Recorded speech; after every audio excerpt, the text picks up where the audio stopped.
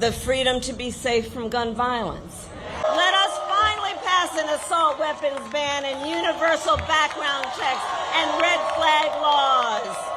Because we are clear on that point, it is a false choice to say you're either in favor of the Second Amendment or you want to take everyone's guns away. I'm in favor of the Second Amendment, and I know we need reasonable gun safety laws in our country. Great question. I do believe that we need to do buyback. I'll tell you, when elected president, if the United States Congress continues to fail to have the courage to do something about this, I'm prepared to take executive action and put in place a ban on the importation of assault weapons into our country. But we still have to deal with the over 2 million assault weapons that are currently in the streets of America. And so a buyback program is a good idea. Then when you were vice president, you insinuated that we should do what the Australians did. Gun violence has terrorized and traumatized so many of our communities in this country.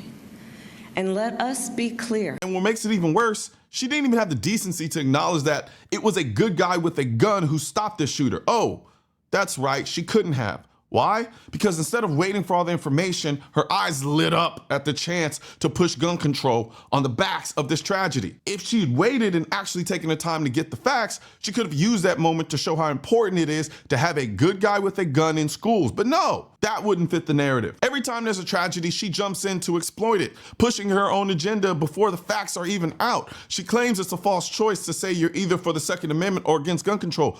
But the reality is, she's literally said she wants to take guns away.